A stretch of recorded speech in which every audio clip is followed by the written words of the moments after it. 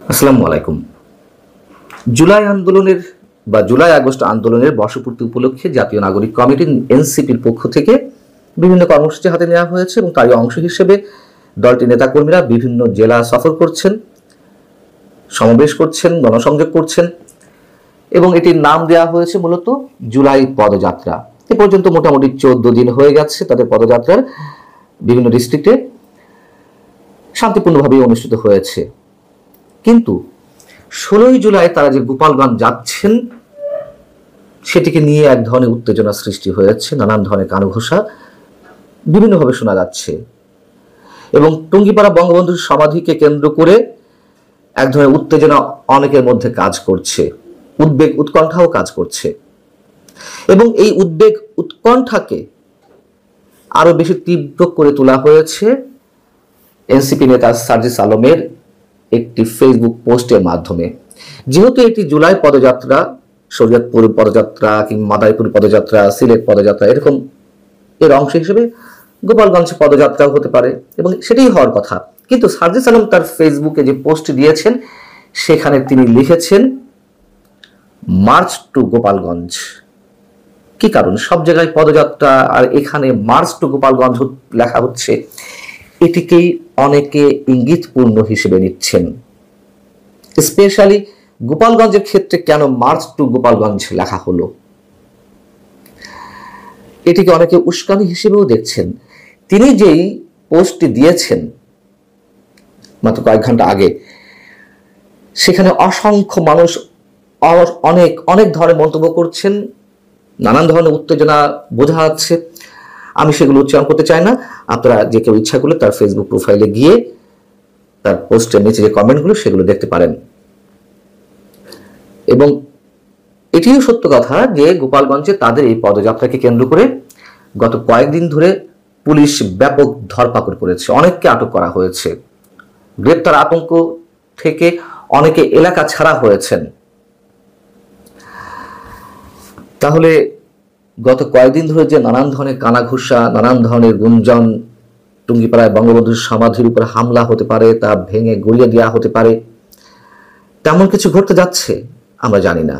তবে সার্জিস আলমের পোস্টটি এই উত্তেজনাকে বাড়িয়ে দিয়েছে এবং আমরা তো জানি যে গত 5 ফেব্রুয়ারি যখন বুলডোজার দিয়ে বঙ্গবন্ধুর ঐতিহাসিক 32 নম্বর বাড়িটি গুড়িয়ে দেওয়া হলো, সেদিন বাড়িটির ছাদে যখন আগুন ধরিয়ে দেওয়া হলো বা ভাঙচুর করা শুরু হলো, তখন হিজবুত তাহরীর কালো পতাকা উড়ানো হয়েছিল এবং একই সঙ্গে স্লোগান ছিল, এবার চলো টুঙ্গিপাড়া।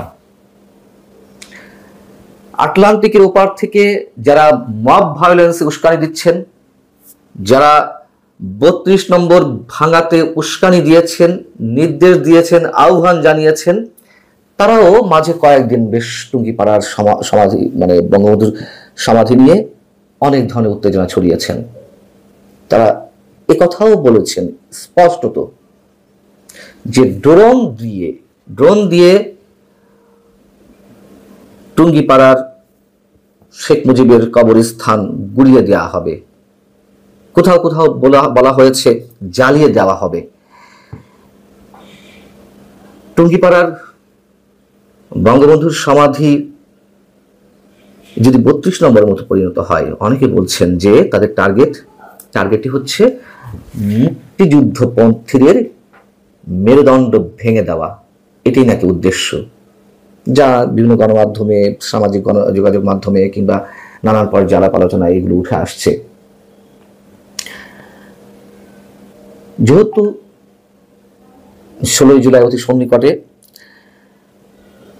এনসিপি নেতাকর্মীরা নিশ্চয়ই যাবেন, তারা গণসংযোগ করতেই পারেন, বিভিন্ন জেলা পদযাত্রা করতেই পারেন, কিন্তু যে গুঞ্জনগুলো শোনা যাচ্ছে আমরা সর্বান্তকরণে বিশ্বাস করতে চাই এগুলো গুঞ্জনের মধ্যে সীমাবদ্ধ থাকবে। এর বাইরে যদি অন্য কিছু হয় তারা স্রেফ বোকামি করবে।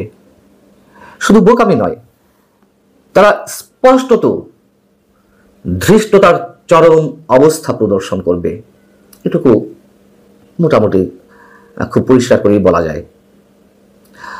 বোকামি শব্দটা এই কারণে উচ্চারণ করলাম, 32 নম্বর ভেঙে গুড়িয়ে দিয়ে তারা কি খুব লাভবান হয়েছে?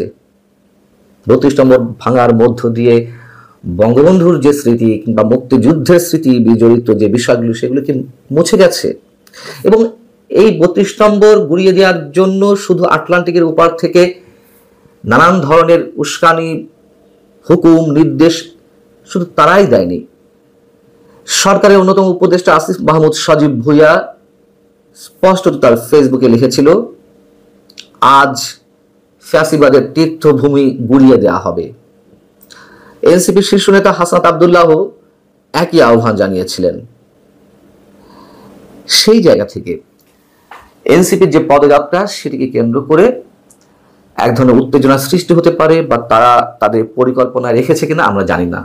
মানে রাখাটা অস্বাভাবিক না, তারা তো দেখিয়েছে যে তারা কি করতে পারে। এবং এইগুলো করে তারা যে জনবিচ্ছিন্ন হয়ে পড়ছে, মানুষের ভালোবাসা, স্নেহ, আস্থা যতটুকু অর্জন করেছিল তা কোথায় গিয়ে মিশে যাচ্ছে নিশ্চয় তারা অনুধাবন করতে পারছে। যদি অনুধাবন করতে না পারে, যদি এইগুলোকেই তারা ক্যাশ করতে চায় রাজনীতিতে, এটুকু অন্তত বোঝা উচিত বঙ্গবন্ধুকে বাদ দিয়ে বাংলাদেশের কোনো ইতিহাস নির্মিত হবে না, হওয়ার কথা নয়, সম্ভব নয়। এটা আমি এ কারণেই উচ্চারণ করলাম যে বোকামি করবে, চূড়ান্ত বোকামি করবে। ধৃষ্টতা শব্দটা আর উচ্চারণ করতে চায় না।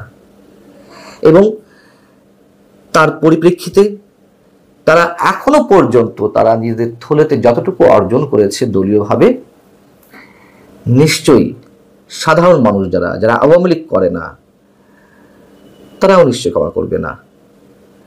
এগুলো একেবারে খুব সহজ সরল কথা, এগুলো ব্যাখ্যা করে বোঝানোর কিছু নেই।